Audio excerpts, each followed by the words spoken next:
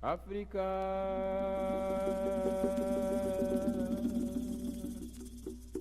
Itatim da África. Idioma, uma ponte entre o Brasil e a África. Correio do Povo, 26 de janeiro de 1975. José Luiz Pereira da Costa. Quando dos preparativos para a participação de empresas brasileiras na primeira Feira Internacional de Dakar, a Câmara de Comércio Afro-Brasileira considerou como fato inarredável a necessidade da contratação de recepcionistas que falassem, além do Wolof, língua nativa, o francês, língua oficial do país, e o inglês, idioma oficial de países que estariam participando da feira, como a Nigéria, Gana e outros. Também o português. Aparentemente, esse era um problema de difícil solução. Procurou-se então em escolas de nível médio e universidades, jovens senegalesas, filhas de pais cabo-verdianos ou guineenses. Na verdade, encontra-se facilmente nos mais diversos meios senegaleses uma expressiva comunidade, a dos cabo-verdianos, como se autodenominam, que, apesar das muitas dificuldades que os fizeram afastar-se de seu país de origem, ainda hoje colônia de Portugal, procuram, mesmo longe de casa, preservar a cultura, as tradições de sua comunidade. No arquipélago do Cabo Verde também se fala o português, mas ali se forjou, com o passar dos anos, uma língua própria, o crioulo, que é um português, pode-se dizer, imobilizado no tempo. Eis que as expressões que o formam são as mesmas do português arcaico. A convivência com os cabo-verdianos, mulatos claros e mulheres muito bonitas, faz com que, em pouco tempo, se comece a entender o seu crioulo. A convivência com a comunidade cabo-verdiana foi parte do entrosamento que nós, brasileiros presentes à Feira Internacional, buscamos e logramos conseguir com as diversas etnias que formam a comunidade senegalesa. Mantivemos igualmente contato com o europeu ali residente, especialmente o francês, e com a colônia imigrante da Guiné-Bissau. E o que resultou de eminentemente prático em termos comerciais é a constatação de que o africano necessita e deseja se adaptar à tecnologia brasileira, sob todos os aspectos, a mais consentânea com a realidade que vive, principalmente em função do clima. Assim se pode explicar com facilidade a venda de várias fábricas CKD durante a realização da feira. Aliás, uma empresa gaúcha de Caxias do Sul, a Marco Polo, hoje conta em seu ativo de sucessos a montagem de 2 fábricas de ônibus em território africano, uma na Nigéria e outra em Gana. E em termos de Senegal, ao examinar a questão da transferência de tecnologia nossa para aquele país, para dali se irradiar a comunidade da África Ocidental, deve-se levar em consideração como fatores altamente relevantes a participação dessas comunidades cabo-verdiana e guineenses, já que as mesmas falam o nosso idioma, além de oferecer, por tradição, uma mão de obra com tendências e aptidões técnicas. Um rápido levantamento de como vivem esses imigrantes irá demonstrar que são ou relojoeiros, ou mecânicos, ou marceneiros, técnicos em eletrônica e etc. Braços abertos. Aliás, entrevistando o médico Daniel Neves, presidente da Associação de Ajuda aos Residentes Cabo-Verdianos no Senegal, ele defendeu a importância de uma eventual participação dessa comunidade dentro do plano brasileiro de intensificar o seu comércio com países africanos. Dizia então o entrevistado: só posso afirmar que apoiamos a iniciativa do Brasil de colaborar no desenvolvimento do Senegal, e particularmente no caso de minha comunidade aqui residente, poderá-se observar ao visitar as fábricas do Senegal de montagem de automóveis, relojoarias, lojas de costureiros e outras. Há sempre constante presença de um cabo-verdiano, que em geral ocupa uma posição de destaque, porque aprendeu corretamente a fazer o ofício que exerce e tem dado um rendimento, creio, importantíssimo. Assim, considerando que falamos a mesma língua e que nesse mercado o idioma é um vínculo muito importante, poderemos desenvolver um papel relevante na medida em que o Brasil se julgar confiante nessa mão de obra. As perspectivas são ótimas, excelentes até, porque isso poderia solucionar um certo número de problemas econômicos que se põem cada vez mais a muitos cabo-verdianos aqui do Senegal. Seriam novos horizontes a garantir a subsistência de uma comunidade que está historicamente ligada ao Brasil. Nossa comunidade, assim, está de braços abertos com suas potencialidades à espera do homem de empresa brasileiro que se dispõe agora a vir para o continente africano. Comunidade lusofônica.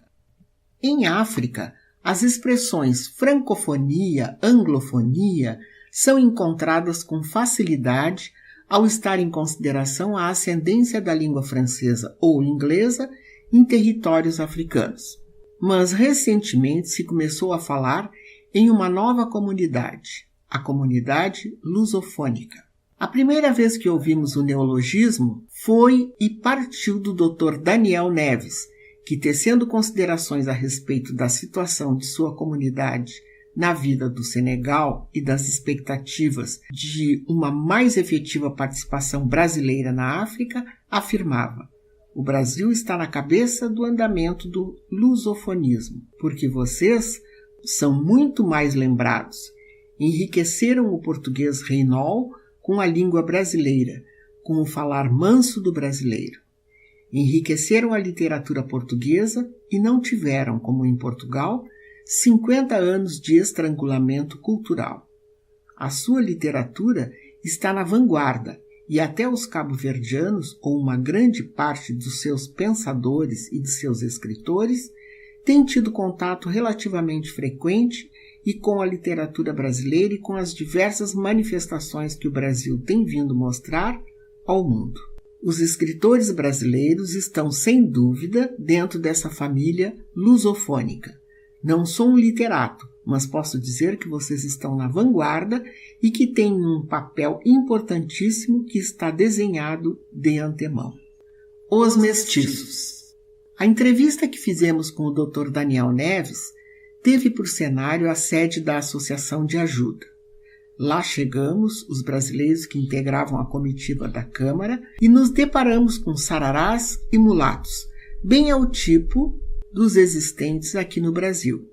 Aliás, nas ruas de Dakar, ao cruzarmos com pessoas assim como as antes descritas, bastava saudá-las em português e, sem surpresa, receber sonoros bons dias. O contraste do ambiente também era maior, por já estarmos acostumados com a maioria esmagadora de elementos nativos, estes negros puros. Estávamos, pois, numa ilha dentro do Dakar, Senegal, onde todos falávamos, ainda que com sotaques diferentes, a mesma língua, e nos ocorreu perguntar ao Dr. Neves como definiria os laços culturais que unem a comunidade cabo-verdiana a Portugal e ao Brasil. A cultura cabo-verdiana e os laços que a unem, por um lado a Portugal e por outro ao Brasil, é uma apreciação que me agrada fazer, disse ele.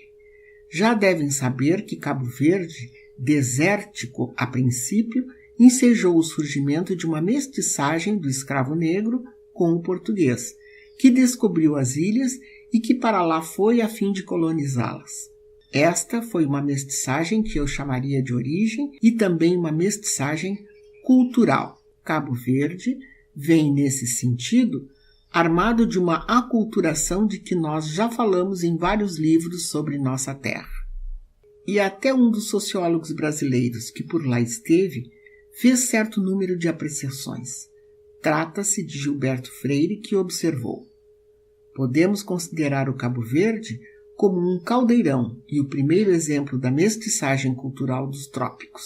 E o processo brasileiro, que sempre interessou desde o início porque o Brasil é maior, o Brasil se tornou independente muito mais cedo, nos tem servido de termo de comparação, embora no Brasil, por exemplo, a Casa Grande e a Senzala ocupem lugar de destaque. No Cabo Verde, elas foram mais restritas, o que permitiu uma mestiçagem mais rápida. O idioma no Cabo Verde transformou-se e deu origem ao que nós chamamos de crioulo, que, em realidade, é um derivado do português, com suas articulações próprias. De outra parte, quero declarar que estamos atentos à cultura brasileira e queremos nos identificar cada vez mais com ela. Mas guardamos os laços que nos unem a todos os outros povos que vieram beber na mesma fonte da cultura portuguesa. Estamos numa fase onde a cultura desempenha um papel fundamental em nossos destinos, porque o homem se autentifica pela cultura. Assim diria que estamos mais perto do povo brasileiro porque há a considerar também o problema político. Eis que nos encontramos na fase de contestação do colonialismo. Por isto, estamos mais perto do povo brasileiro e defendemos a ideia de constituir um mundo lusofônico, se posso assim me exprimir, já que se fala em mundo francofônico, anglofônico e etc. E sem procurar distâncias entre Portugal, Cabo Verde e Brasil, formar um caldeirão e extrair de lá de dentro todos os valores que nós possuímos em favor do congraçamento e da identificação, em favor da paz universal. O espírito de integração entre as comunidades que falam a língua portuguesa é uma verdade que se pode sentir no contato com os guineenses, os angolenses e moçambicanos, residentes no Senegal. Todos, sem distinção no contato que fizemos, veem imensas perspectivas para um desenvolvimento geral do relacionamento entre si. Pode-se constatar na vida escolar do Senegal de nossos dias uma procura inusitada pelo conhecimento da língua portuguesa. Indicativo desse interesse é também o espaço que a Rádio Nacional do Senegal dedica à programação em português.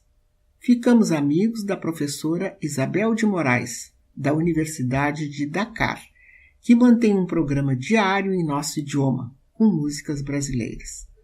Apesar das dificuldades que experimenta para obter, especialmente músicas não comerciais, Isabel recebe diariamente muitas cartas de pessoas que pedem músicas e que desejam saber coisas do Brasil.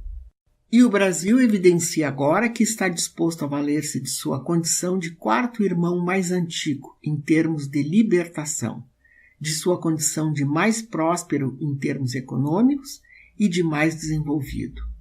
E os africanos, nossos irmãos também, em língua, esperam, pode-se dizer, a voz de comando para formarmos juntos a grande comunidade lusofônica.